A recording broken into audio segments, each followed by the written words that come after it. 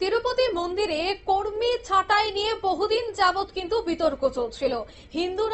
হিন্দু ছাড়া তিরুপতি মন্দিরে কোনো কর্মী কাজ করতে পারবে না, এই বিষয়টা নিয়ে যখন বহুদিন যাবত বিতর্ক, অবশেষে কিন্তু সেই বিতর্কের অবসান, সিদ্ধান্ত নেওয়া হয়েছে ট্রাস্টের পক্ষ থেকে হিন্দু ছাড়া কোনো কর্মী এবার তিরুপতি মন্দিরে থাকতে পারবে না। তাই তিরুপতি মন্দির থেকে ছাঁটাই করা হলো 4 জন কর্মীকে।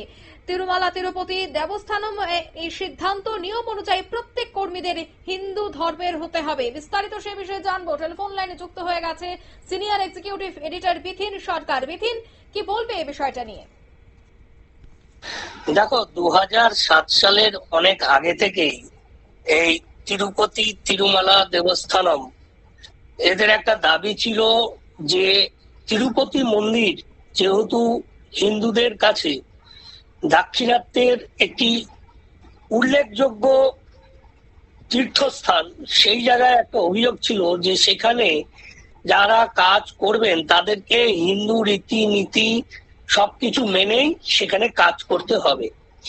একটি ছবি ভাইরাল হয়েছিল যে সেখানে তিরুপতি মন্দিরের যে প্রসাদ লাড্ডু, সেই লাড্ডুতে বেশ কয়েকজন ওই তিরুপতি মন্দিরের কর্মরত কর্মীরা তারা অনৈতিক জিনিস মিশিয়ে দিচ্ছিলেন, যাতে করে হিন্দুরা মনে করছিল যে সেক্ষেত্রে তাদের ধর্মচারণে বা ধর্ম বিশ্বাসে আঘাত করা হচ্ছে।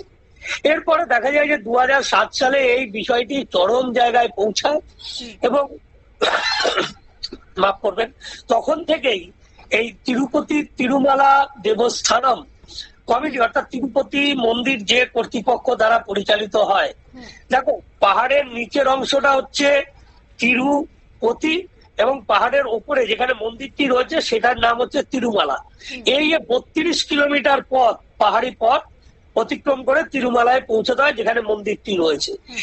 এই যে কমিটি তাদের এই দীর্ঘদিনের আবেদন, এবং আমরা দেখলাম 2024 সালে মানে 2007 সালে তো ঘোষণা হয়ে গিয়েছিল টিটিডির পক্ষ থেকে যে আর কোনো অহিন্দুকে এই মন্দির চত্বরে কাজের জন্য রাখা হবে না। তারপরও একটা তদন্ত প্রক্রিয়া চলছিল বিভিন্ন জায়গায়, অর্থাৎ সরকারি তরফ থেকে এবং বেসরকারি ভাবে বিভিন্ন সংগঠন এই সিদ্ধান্তের প্রতিবাদ করা, এই বিভিন্ন কিছু চলছিল বাকবিতণ্ডা।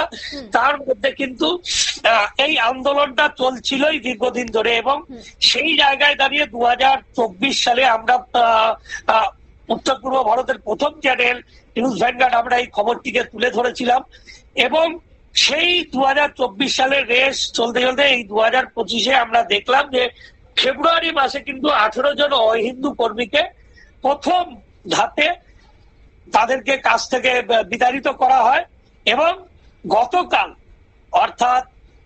গতকাল আমরা দেখলাম যে আরো 4 জনকে বিতাড়িত করা হয়েছে অহিন্দু সম্প্রদায়ের, যারা এই গোপন পরিচয়ে এই মন্দির প্রাঙ্গণে তারা কাজ করছিলেন।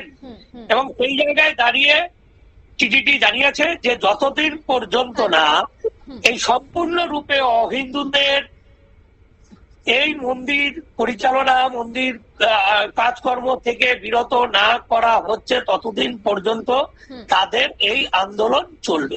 একদমই। ধন্যবাদ বিথি। অর্থাৎ নিয়ম অনুযায়ী প্রত্যেক কর্মীকে কিন্তু হিন্দু ধর্মে ধর্মিত হতে হবে। হিন্দু ধর্মে না থাকলে কেউ বা কোনো কর্মী কিন্তু এই মন্দিরে কাজ করতে পারবে না। ট্রাস্টের পক্ষ থেকে কিন্তু জানিয়ে দেওয়া হয়েছে এক বিজ্ঞপ্তির মধ্য দিয়ে। এই মুহূর্তের সংবাদ এই পর্যন্ত। আমাদের পরবর্তী নিউজ এবং আপডেট দেখার জন্য অবশ্যই চোখ রাখবেন শুধুমাত্র নিউজ ভ্যানগার্ডের পর্দায়। ধন্যবাদ।